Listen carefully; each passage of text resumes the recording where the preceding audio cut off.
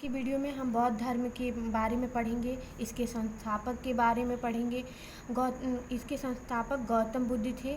गौतम बुद्ध की जीवनी के बारे में पढ़ेंगे और जो भी मैंने वही पॉइंट लिए हैं जो एग्जामिनेशन पॉइंट ऑफ व्यू से बहुत ही इंपॉर्टेंट है, चाहे वो सेंट्रल लेवल के एग्ज़ाम्स हो चाहे स्टेट लेवल के एग्ज़ाम्स हो, सबके पॉइंट ऑफ व्यू से ये बहुत ही इंपॉर्टेंट पॉइंट है। और हर एग्ज़ाम में एक ना एक क्वेश्चन ज़रूर आपको एग्ज़ाम में देखने को मिलेंगे, ठीक है। जैसा कि हम लोगों ने पिछले वीडियो में पढ़ा था कि कैसे वैदिक काल के समापन के बाद छोटे छोटे जो जन बृहद रूप धारण कर लेते हैं और वो महाजनपद के रूप में विकसित होते हैं। 16 जनपद हम लोग पढ़े थे ना, और कैसे याद भी कर लिए थे। वैसे ही जब ये जनपद बड़े आकार में अपना रूप धारण करने लगते हैं तो बहुत सारा परिवर्तन आता है। जैसे पिछले वीडियो में भी हम लोगों ने पढ़ा था राजनीतिक परिवर्तन, आर्थिक परिवर्तन, धार्मिक परिवर्तन, यहाँ तक कि शिक्षा जगत में भी परिवर्तन हुआ था। जैसा कि हम सब लोग जानते हैं कि गौतम बुद्ध ने अपने उपदेश पाली भाषा में दिया। उन्होंने ऐसा क्यों किया? ताकि आम जनता जो हो वो आसानी से सीख पाए, क्योंकि वैदिक काल में जो संस्कृत लैंग्वेज थी वो बहुत ही टफ पड़ रही थी लोकल लैंग्वेज के लिए। तो इसलिए गौतम बुद्ध ने ऐसा मार्ग अपनाया जहाँ से शिक्षा सभी तक पहुँच जाए और बहुत ही आसान और सरल भाषा में पहुँच जाए, ठीक है। तो इस वीडियो में हम मेनली वही टॉपिक पढ़ेंगे जो गौतम बुद्ध से रिलेटेड है और इम्पॉर्टेंट भी है, ठीक है ना।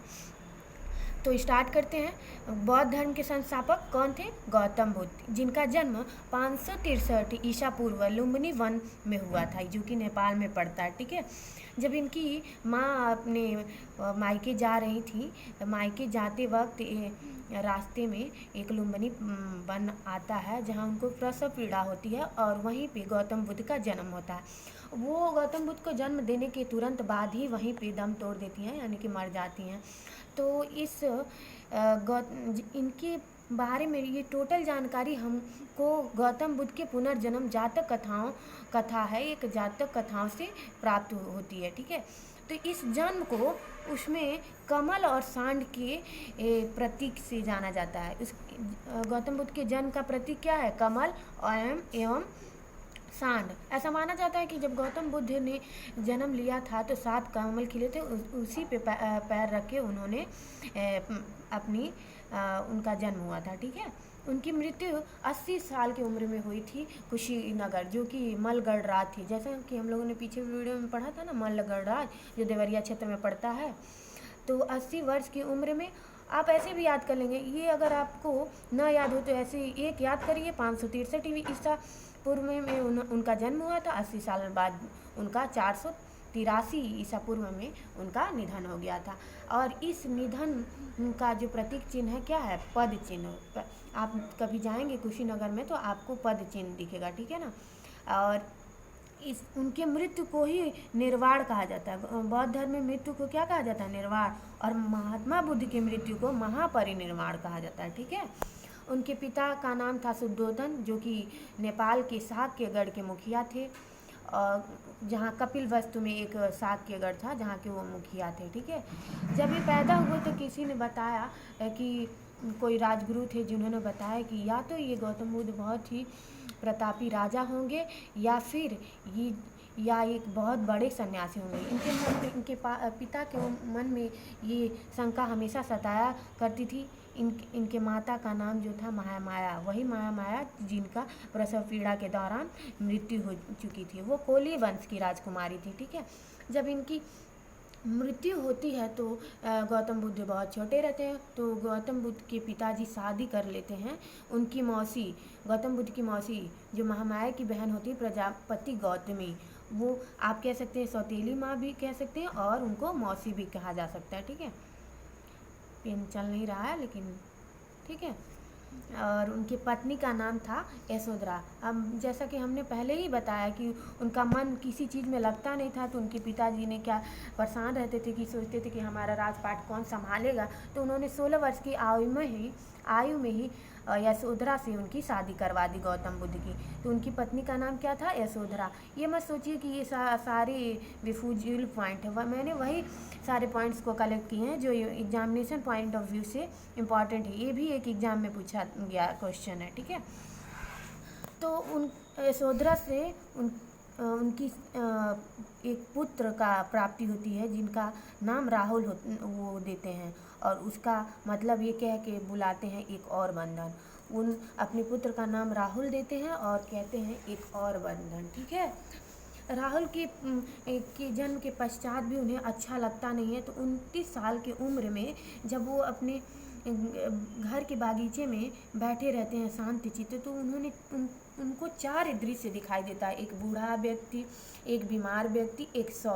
ये तीनों बहुत ही परेशान रहते हैं, सोचते हैं आखिर ऐसा क्यों होता है कि कोई बूढ़ा होता है, फिर बीमार होता है, फिर उसकी मृत्यु भी हो जाती है।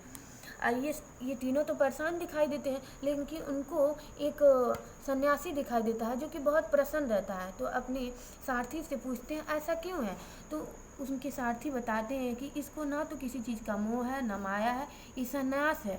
ये बस अपने सन्यासी को किसी चीज़ का लालसा नहीं होता है, लालसा ही दुख का कारण होता है। तो ये वहाँ से बहुत ही विचलित होते हैं और 29 वर्ष की आयु में ही अपना घर त्याग कर देते हैं। जब उनकी पत्नी यशोधरा और उनके पुत्र राहुल सो रहे होते हैं, उसी रात बुद्ध पूर्णिमा के दिन, वैशाख पूर्णिमा के दिन ये घर त्याग देते हैं। एक रोचक तथ्य ये भी है कि ये घर को त्यागते हैं इनका जन्म और इनकी मृत्यु तीनों ही वैशाख पूर्णिमा के दिन होती है, जिसको बुद्ध पूर्णिमा कहा जाता है। ठीक है। इनके गृह त्याग के प्रतीक को क्या कहा जाता है बौद्ध धर्म में? महाविनिष्क्रमण। ठीक है। ये भी बहुत इम्पॉर्टेंट है। ठीक है। जब ये 29 वर्ष की आयु में घर से बाहर निकल जाते हैं तो उनको एक गुरु मिलते हैं, अलार कलाम, जो कि वैशाली की राजगुरु होते हैं। वज्जी जो गणराज मैंने पढ़ाया था ना वीडियो में, सबसे पहला गणराज, उसी के राजगुरु होते हैं। इनसे इन्होंने ज्ञान प्राप्ति करी। फिर नहीं प्राप्त हुआ तो फिर दूसरे गुरु मिले, रुद्र करामपुत। ये भी एक राजगुरु थे, राजगृह के, जो मगध राज्य में पड़ता था। इन दोनों गुरुओं का नाम आप ऐसे याद कर सकते। सबसे पहले वर्णमाला में अ आता है, तो अलार कलाम। ठीक है। तो अ आता है, उसके बाद रुद्र कराम पुत्र आपको याद करना पड़ेगा। ठीक है। तो प्रथम गुरु अलार कलाम और द्वितीय गुरु रुद्र कराम पुत्र। ठीक है। उसके बाद ये जब इनसे ज्ञान प्राप्त करने के बाद भी इनको ज्ञान की प्राप्ति नहीं होती है, तो ये विचरण करते करते बिहार के बोध गया पहुँचते हैं। वहाँ पे एक पीपल के वृक्ष के नीचे उन्होंने ज्ञान की प्राप्ति करी 35 वर्ष की आयु में। अपने दोनों गुरुओं से ज्ञान प्राप्त करने के 6 साल बाद इनको ज्ञान की प्राप्ति होती है। जब इनको ज्ञान की प्राप्ति होती है तो उन्हें बुद्धत्व कहा जाता है, बुद्ध कहा जाता है। इनको बुद्ध का मतलब ज्ञान की प्राप्ति, महात्मा बुद्ध, तभी इनका नाम पड़ता है। ठीक है। और शाक्य मुनि इसलिए कहा जाता है कि इनके पिता जो शुद्धोधन थे वो शाक्यगढ़ के मुखिया थे। ठीक है। तो ये भी शाक्यगढ़ के ही हुए। उसके बाद ज्ञान की प्राप्ति के बाद तथागत भी कहा जाता है, जिसका अर्थ है सत्य है ज्ञान जिसका। ठीक है। तो आपको याद रखना होगा कि ज्ञान की प्राप्ति के बाद बुद्ध, तथागत इनको नाम मिलता है, शाक्य मुनि भी नाम मिलता है। ठीक है। इनके प्रिय शिष्य जो रहते हैं आनंद, यही प्रथम शिष्य भी होते हैं, और इन्होंने इनको सबसे पहले उपदेश सारनाथ में दिया था। अपने प्रिय शिष्य आनंद को सबसे पहले प्रथम उपदेश उन्होंने सारनाथ में दिया था। सारनाथ को ऋषि पत्तनम भी कहा जाता है।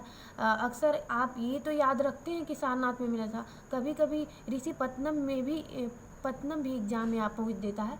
सबको तो ये पता रहता है लेकिन ये नहीं पता रहता, तो आप कभी भी कंफ्यूज मत होइएगा। अगर ऑप्शन में अगर ये नहीं आता है, अगर ये दिया रहता है, तो आप यही टिक कीजिए कि कहाँ भी गौतम बुद्ध ने प्रथम उपदेश दिया था। ठीक है।